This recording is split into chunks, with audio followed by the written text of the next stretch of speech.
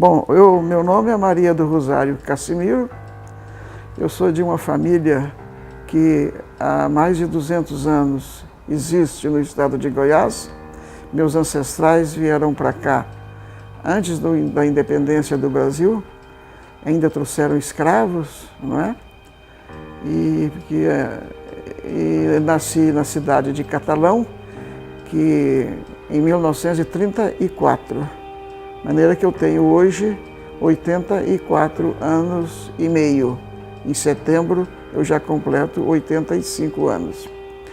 Em Catalão, meus pais viveram lá muitos anos e depois se transferiram para uma fazenda junto de Catalão, pertencente ao município de Catalão, e dali nós voltamos para Goiandira, onde meu pai tinha também uma casa, um casarão daqueles antigos mesmo do século XVIII.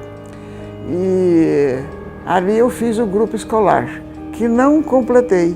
É um negócio interessante na minha vida, porque antigamente tinha o curso primário, o curso secundário e o curso ginasial.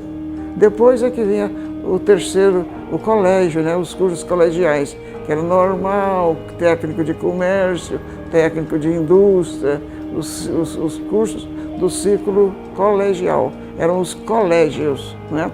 E eu então fiz o primário em Catalão, em Goiandira, mas fiz o primário incompleto. Eu fiz só o terceiro ano do primário. Então, em brincadeira, eu costumo dizer que eu sou uma pessoa que tem o curso primário incompleto, né? Porque eu não completei o ensino primário. Aí meu pai mudou para Goiânia, e mudou para Goiânia para nos colocar em colégios, porque lá ainda não tinha um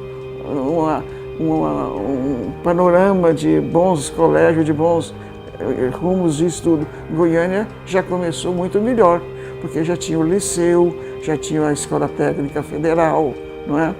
Então viemos para cá e tinha o Colégio Santo Agostinho e o Ateneu Dom Bosco, que eram de freiras e de padres. Eu vim para cá com o terceiro ano completo, o quarto ano eu não fiz, quarto ano primário eu não fiz, e já prestei o exame de admissão para o ginásio, já no Colégio Santo Agostinho, e lá eu fiz o curso ginasial e o científico, o colegial científico. E fiz faculdade aqui mesmo, em Goiânia, que era à época, ainda era uma cidade muito atrasada em matéria de estudos, não havia muita escolha para cursos, né? Nós tínhamos a Faculdade de Direito Centenária, numa cidade que estava nascendo, né? Porque ela veio de Goiás para cá, e o curso, e criou-se então a Faculdade de Filosofia, Ciências e Letras, pela Cúria Metropolitana de Goiânia. E eu me matriculei no curso de Pedagogia, me candidatei ao vestibular, passei, fiz o curso de Pedagogia aqui em Goiânia, e depois eu comecei a ganhar bolsas de estudo para estudar fora, que não tinha mais outros caminhos, outros horizontes. Primeiro eu fui para o Rio de Janeiro, fiz um curso do Rio de Janeiro, depois eu fui para São Paulo, fiz um curso em São Paulo, não é? E depois, já na idade de trabalhar, eu fui funcionária do Senac, e aí já entrei no magistério, né? Eu já fui trabalhar com 17 anos de idade, eu já fui contratada como professora no antigo grupo escolar modelo que funciona ali naquele prédio, no fundo do Teatro Goiânia. Ali que quando foi criada a Goiânia, eles criaram dois colégios, duas escolas. O liceu, que era para o ensino secundário, e o grupo escolar modelo, que era para o curso primário. Eu fui dar aula no colégio, no grupo escolar modelo, não é? E foi uma dó, eu acho que foi um crime cultural ter alterado o nome do grupo escolar modelo, que é histórico. Foi os dois primeiros colégios criados em Goiânia, o Liceu de Goiânia e o Grupo Escolar Modelo. Neste prédio, hoje, funciona o Conselho Estadual de Educação. E eu pertenço ao Conselho Estadual de Educação desde 2001. Hoje nós já estamos em 2019, né? Já tem bastante anos. Então acontece uma coisa interessante, que onde eu tive o meu primeiro emprego, que foi o de professora primária com 17 anos, é onde eu estou terminando a minha jornada, porque depois de 84 anos, acho que governo nenhum vai me nomear para mais nada. Eu acho que eu já estou mesmo no fim da carreira profissional, só profissional. E quando eu sair do conselho, eu vou procurar outra coisa para fazer, porque eu não posso ficar parada. Então, em termos gerais assim, de estudo, esses foram os cursos, os degraus que eu subi até chegar na faculdade. Aí depois eu fiz concurso para a Universidade Federal, quando criou a Universidade Federal. Eu já estava formada na Católica, aí foi criada em 1960, a Universidade Federal. Eu fiz concurso lá, entrei para a Universidade Federal. Naquele tempo eu já tinha os cursos do Rio de Janeiro e de São Paulo, portanto eu já tinha um currículo melhor do que o de muitas pessoas, não é? E aí eu me matriculei depois na Universidade de São Paulo para fazer o doutoramento em educação. Também fui aprovada e fiz o doutoramento em educação em 1962. Fiz a minha tese em doutoramento em educação e continuei dando aula na universidade. Na Universidade Federal eu fiz uma carreira bonita, modéstia à parte, e cheguei a reitora da universidade. É quando eu fui, como você sabe, a primeira reitora mulher no Brasil, que antes disso só os homens, e geralmente dos cursos de Direito e Medicina, eram elevados ao cargo de reitor, né? As outras entidades, as outras faculdades, as outras unidades de ensino, geralmente eram desprezadas, mas os cursos nobres eram os de Medicina e de Direito. E geralmente os reitores saíam de uma dessas faculdades. E eu fui pela Faculdade de Educação, que era uma universidade tida das mais pobres, né? E fui a primeira mulher a ser reitora de uma universidade federal no Brasil.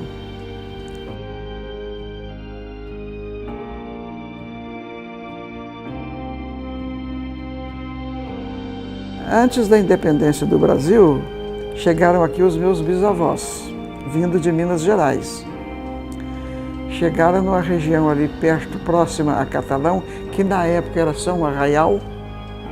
Na época era um montinho de ranchos em volta de uma igrejinha. Era isso que era Catalão, quando eles chegaram numa região lá chamada Campo Limpo, que hoje em dia ela está dividida em dezenas de fazendas, porque ela tinha 30 mil alqueires. Era muita terra. E naquele tempo ninguém fazia muita questão de terra. Lá era uma sesmaria do Campo Limpo. Meus bisavós dessa geração, meus ancestrais dessa geração, procuraram com a corte portuguesa, que o Brasil ainda era colônia portuguesa, a buscar o título de sesmaria. E não conseguiram, porque no Brasil já se falava muito politicamente na independência do Brasil. E isso dificultava esses trâmites entre a colônia e a corte portuguesa, né? Maneira que eles morreram sem conseguir o título de sesmeiros, né? Com a morte de um deles, o outro herdou, foi o meu bisavô, herdou a fazenda, e com a instituição da República Brasileira, as sesmarias acabaram, porque o vínculo com Portugal acabou, não é? E então passaram a ser chamadas de fazendas. Então a sesmaria do Campo Limpo passou a ser chamada Fazenda do Campo Limpo. é que foi propriedade do meu bisavô e do meu avô e de todos meus tios, inclusive meu pai tinha parte nas terras, né? E tinha, como eu já disse para você, era uma região, uma fazenda com 30 mil alqueires, era muita terra, ninguém ligava para a terra. E quando eles chegaram, os primeiros que chegaram, ainda vieram com os escravos. Até alguns anos atrás ainda existiam pessoas dependentes ou originárias desses negros que vieram com meus antepassados. E eles eram muito unidos com a nossa família, muito unidos mesmo. Uma honra que eu tenho em dizer é que a amizade da minha família com os negros escravos era muito grande. Tanto que tinha um deles que era padrinho de uma irmã minha. E não era meu pai que era o padrinho deles, não. Ele, o negro, é que era padrinho da minha irmã. Né? Tal era a amizade, tal era a amizade. Isso eu falo com muito orgulho, que eu tenho muita simpatia pela raça negra. Eu tenho muita simpatia por ela. E então, o meu avô, José Cassimiro, já foi o primeiro a obter o título de registro paroquial já da Fazenda Campo Limpo. Porque depois que terminaram as Sesmarias e vieram as fazendas, ainda não estavam organizados o Estado brasileiro. Não tinha cartório, não tinha nada disso. Então tudo era feito na igreja. A igreja foi a grande instituição que deu sustentação ao Brasil para ele se reerguer. Até as escrituras, tudo era passado nas igrejas, nas paróquias. Eram os tais de registros paroquiais. Então meu avô foi o primeiro, e logo que ele era muito inteligente, muito evoluído, ele imediatamente declarou-se a independência, a República Brasileira, e ele imediatamente foi à paróquia de Catalão, e já tinha paróquia lá, já tinha um vigário, e registrou como Fazenda Campo Limpo de propriedade dele. Aí ele passa a ser proprietário da Fazenda Campo Limpo, que hoje, como eu disse para você, ainda tem famílias lá, nessa região, mas a grande maioria está toda dividida com outras famílias que chegaram em Goiantira. E com a criação da Estrada de Ferro, quando foi criada a Estrada de Ferro, por volta de 1810, atravessou a Fazenda Campo Limpo de ponta a ponta, bem no meio. Então, como se falava na época, tinha o lado do alto antes da linha e de depois da linha. A linha de ferro cortou no meio. Eles instalaram na Fazenda Campo Limpo, de propriedade do meu avô José Cassimiro, instalaram o escritório da companhia que construiu a Estrada de Ferro. E nesse escritório foi colocado o primeiro telefone usado no estado de Goiás. Era um telefone muito antigo, que só de tirar o gancho comunicava com o canteiro de obras. Né?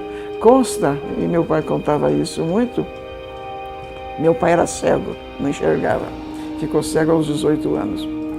Então meu pai, aquilo foi uma curiosidade enorme, aquele negócio do telefone, conversar aqui, escutar a uma légua de distância, né? Era uma coisa impressionante, só se falava naquilo, e meu pai, cego, muito curioso para conhecer o tal de aparelho, né? E um dia que ele estava sozinho na fazenda, ele foi apalpando a cerca, até chegar no paiol, onde estava o tal escritório, e localizou o telefone, sabe? E ele pegou o telefone. Quando ele pegou o fone, gritaram de lá, alô? Ele falou, alô? Ele falou, quem fala? Ele falou, Josias Cassimiro. Ele falou, não conheço. Ele falou, então a merda. Então foi a primeira vez que uma pessoa da minha família falou no primeiro telefone no estado de Goiás e falou o primeiro palavrão pelo telefone.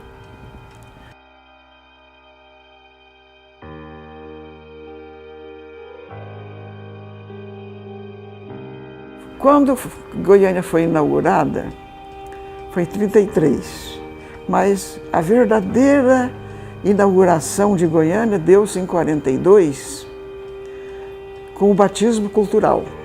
Quando fez o batismo cultural, o Getúlio Vargas esteve aqui em Goiânia. Já havia a escola técnica, a festa foi toda feita na escola técnica, porque não tinha outro local. Já tinha o Palácio das Esmeraldas, né? Alguns prédios na Praça Cívica, e era só, e um grande hotel que fizeram, porque precisava ter um hotel, porque tinha muita visita de pessoas que vinham para conhecer a nova capital, né? Então a festa foi em 1942, o batismo cultural de Goiânia. Meu pai e minha mãe vieram assistir. Nós morávamos em Goiandira nessa época. Eles vieram para Goiânia para assistir. E já tinha os colégios, o Liceu e o Grupo Escolar Modelo, de que eu já falei. E então eles assistiram a inauguração e eles ficaram muito entusiasmados com a cidade e viu que a cidade ia ter futuro. Eles acreditaram em Goiânia. Não tinha quase nada mesmo. Mas eles acreditaram e começaram a pensar em comprar uma casa.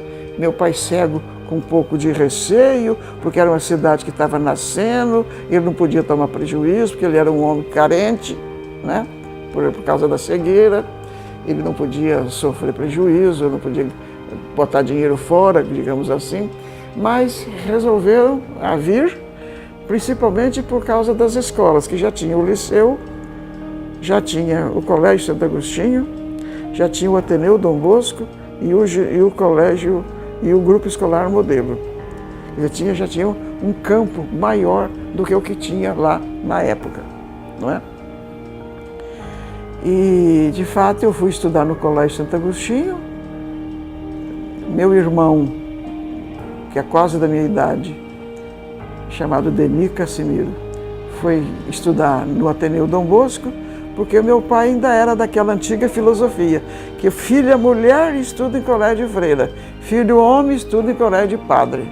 Então, assim foi feita a partilha quando nós chegamos aqui em Goiânia. E foi lá realmente que nós nos formamos. E depois a gente já partiu para o ensino superior, né?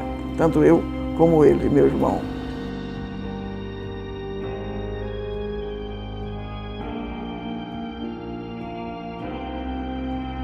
É uma coisa interessante, que quando eu estava ainda fazendo o curso ginasial, depois do curso ginasial vinha o colégio, o ciclo colegial. E o curso de normalista era um deles. E eu não quis de jeito nenhum fazer normalista, porque eu não queria ser professora. De jeito nenhum, eu não queria ser professora. Tanto que eu fiz o curso científico e não o de normalista. Mas o dedo de Deus leva a gente para caminhos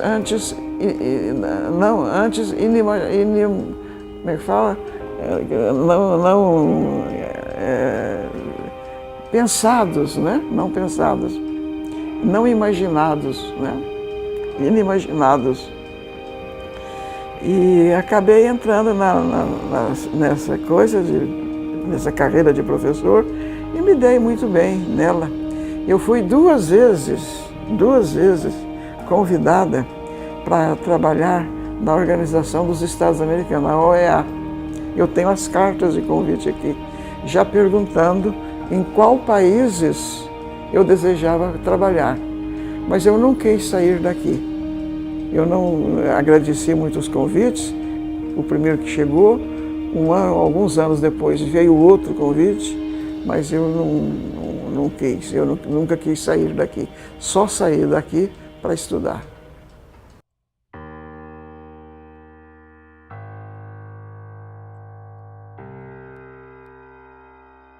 Aqui em Goiás,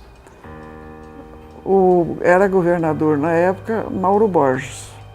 E no Rio Grande do Sul, como é que chamava o governador do Rio Grande do Sul? Esqueci agora, eu estou com a figura dele aqui na cabeça, mas não me recordo o nome. Mas então, e o Mauro Borges era militar. Ele era capitão do Exército. Capitão como é o Bolsonaro hoje. Tá mesmo? Ele era capitão do Exército. Inicialmente, ele foi contra. Mas depois ele quis aderir. Quando ele quis aderir, já foi tarde demais. Ele já tinha sido considerado como um inimigo do novo governo. Daí, todo o que sofreu o Mauro Borges, e lamentavelmente que foi um grande governador, o Mauro Borges. Ele introduziu Goiás na era científica. Ele transformou Goiás nos 3 anos que ele foi governador. Aí ele foi cassado, né? E foi um governador inteligente, um governador futurista. Ele foi um grande governador, foi um grande nome que ele deixou em Goiás. Mas na Revolução ele teve essa infelicidade. Eu assisti pela televisão, televisão não, que não tinha na época, pelo rádio, o discurso do Mauro Borges a favor da Revolução. Mas poucos dias depois ele foi cassado. Quer dizer, já era tarde demais. Quer dizer, ele já era considerado como um inimigo E ele tinha sido, inclusive, aluno de Castelo Branco. Ele foi aluno, Castelo Branco foi professor no Exército do governador Mauro Borges, quando ele entrou para essa carreira, né? Maneira que foi muito ruim para Goiás, porque nós tivemos um interventor, veio para cá logo direto, depois da Revolução, o interventor Emílio Ribas, que foi muito ruim para Goiás. Ruim assim, ele era muito velho e inoperante. Não é que ele era uma pessoa má, não. Era inoperante. Sabe? Casou aqui como governador com uma moça muito jovem, tudo aquilo não ficou bem na opinião pública. Sabe? A opinião pública não aceitou muito aquilo. Muitos dos nossos amigos, nossas amigas, foram presos, né? Foram punidos pela Revolução. Mas isso passou, esse período passou. Veio depois o Sarney, né? Quase foi o Tancredo Neves, mas não chegou aí. Veio o Sarney e entrou uma democracia que talvez tivesse sido pior do que a ditadura. Veio um governo muito ruim. O Sarney foi um presidente da República muito ruim. Eu tenho para mim, não sei se devo confessar isso publicamente, mas que o Sarney foi um dos piores presidentes que o Brasil já teve. A inflação na época do Sarney foi a quase 90%.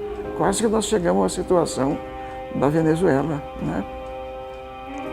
E aí vocês já eram mais avançados em idade, acompanharam tudo o que aconteceu daí para cá, né, do Sarney para cá.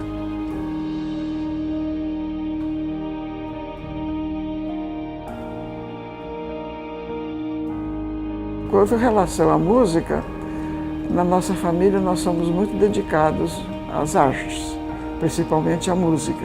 Você pode ver que minha casa é cheia de objetos de arte, né?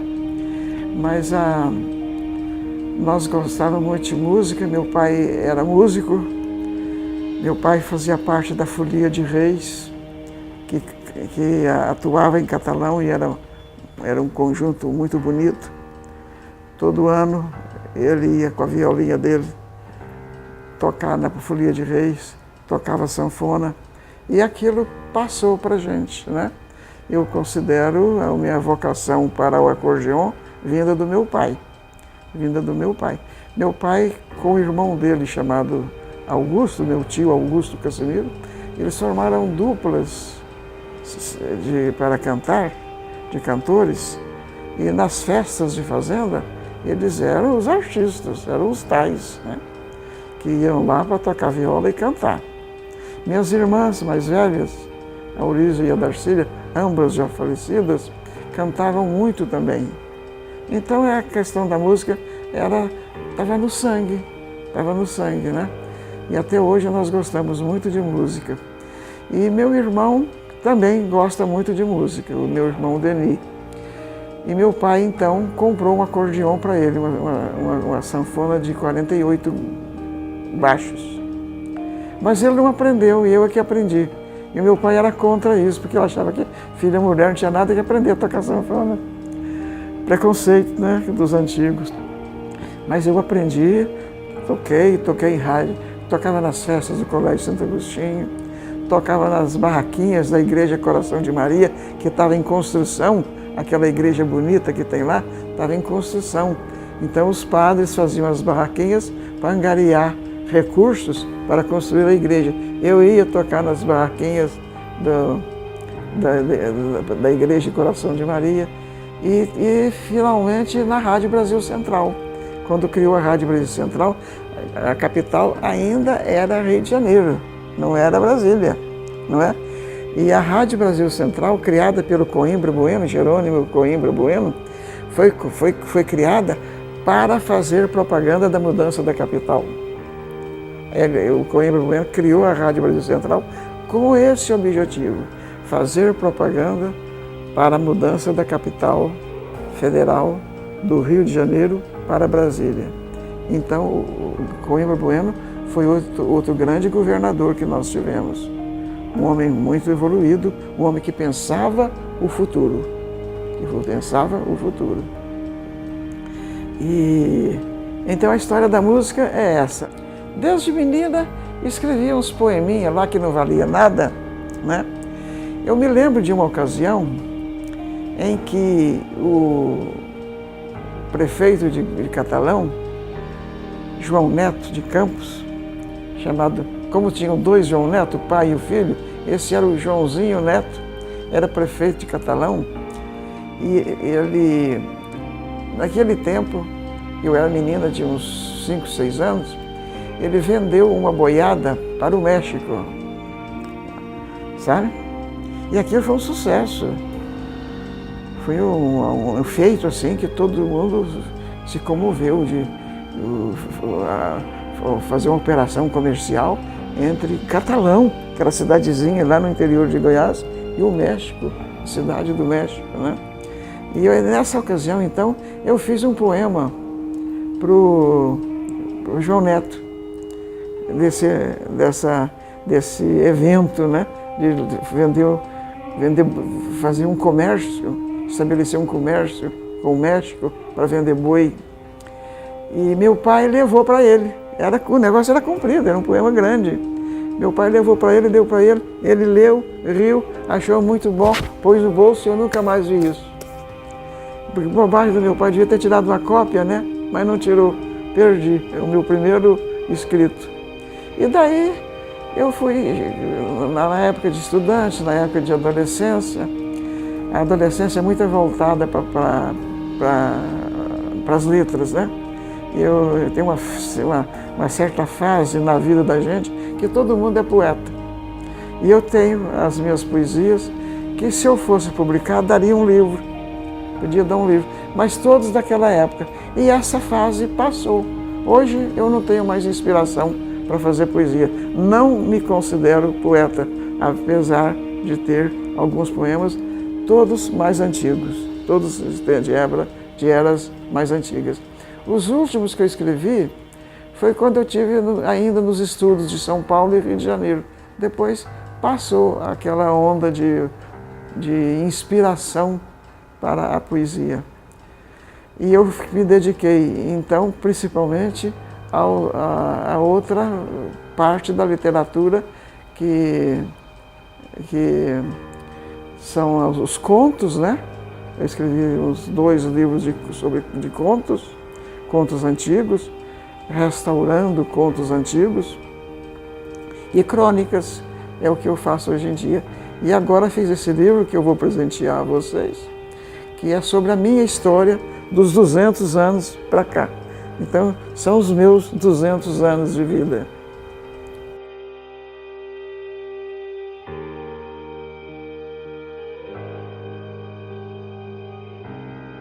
Cora coralina muito, mas com poteiro pouco.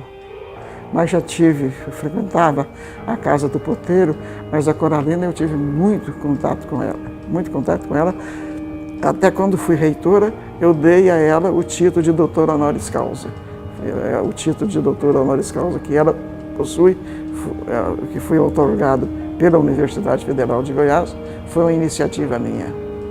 Eu gosto muito da Cora coralina e na Academia Goiana de Letras eu assumi a cadeira que era dela, a cadeira número 38, que era de Cora coralina.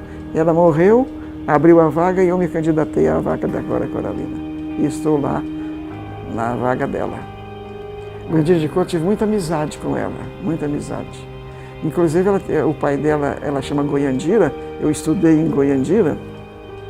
Ela tem uma história interessante, porque o pai dela foi juiz em Catalão. E lá ela nasceu em Catalão. A Goiandira do Couto é nascida em Catalão e não em Goiás Velha. Ela é nascida em Catalão na época em que o pai dela era juiz lá. E já tinha a cidade de Goiandira, que o pai dela achava um nome muito bonito. Nasceu a menina, ele pôs o nome de Goiandira. De maneira que ela enriqueceu a cidade de Goiandira com o nome dela. Mas eu tinha muita amizade, nunca fui a Goiás, a cidade de Goiás, sem ir à casa da Goiandira do Couto. Tem até um quadro dela aqui.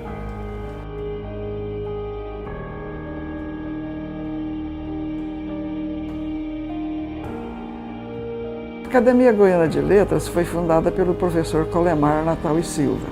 Antes da nossa academia, houve na cidade de Goiás, quando ainda era capital, uma academia chamava Academia de Letras de Goiás, mas era Goiás cidade, não Goiás estado.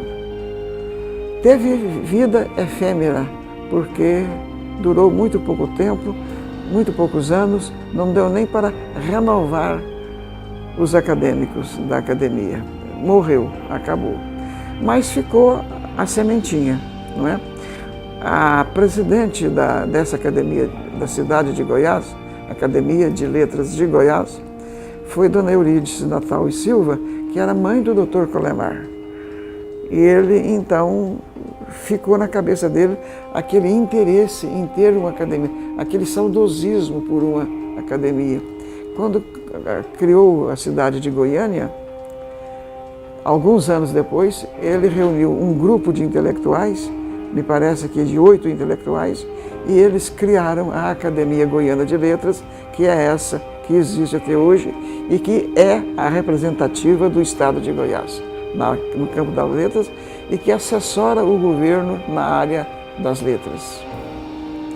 Então, eu era reitora e recebi lá um dia, teve uma cerimônia de assinatura de qualquer coisa lá, e estava presente o Dr. Ursulino Leão, que era então o presidente da Academia Goiana de Letras.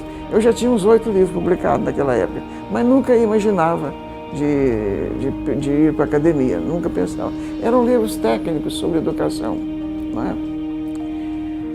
Mas o doutor Ursulino me perguntou se eu nunca tinha pensado em entrar para a Academia Goiana de Letras. Eu falei, não, nunca pensei. Eu só escrevo livros sobre educação. Ele falou, não, mas isso não tem importância, isso não vem ao caso. É literatura, são letras, né? E meus assessores escutaram a conversa que estavam ali, principalmente o professor Oliveira, que era o meu secretário. E ele, quando ele foi embora, o pessoal terminou aquela reunião, foram embora e falou, professora, vamos pensar nisso, quem sabe a senhora entra para a Academia Goiana de Letras. Eu falei, uai, será que eu entro? Será que eu mas lá é eleição, o negócio é difícil demais. Eu falei, não, mas tem que tentar, todo mundo, o caminho é um só para todo mundo, né? Então, aí eu conversei com o doutor Ursulino. Ele falou, não, agora não é hora não, porque tem uma vaga, mas essa vaga já está costurada. Já está feito, já tem os eleitores, é um poeta lá de Goiás que vai entrar nessa vaga. Na próxima, a senhora se candidata. Aí surgiu o falecimento da Cora, eu era reitor ainda, então eu me candidatei nessa vaga e tive a sorte de ser eleita na primeira eleição, porque tem 2 escrutínios, né? Eu fui eleita logo no primeiro. E lá eu estou até hoje. Já fui presidente lá 2 vezes.